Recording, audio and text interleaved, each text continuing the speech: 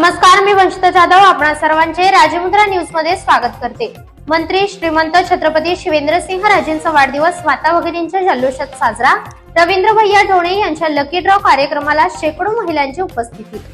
सार्वजनिक बांधकाम मंत्री श्रीमंत छत्रपती शिवेंद्रसिंह राजे यांच्या वाढदिवसाचे औचित्य साधून प्रभाग क्रमांक 19 मधील ढोणे कॉलनी मधील रवींद्र भैया ढोणे यांनी आयोजित केलेल्या लकी ड्रॉ कार्यक्रमाला शेकडो महिलांनी उपस्थिती लावली।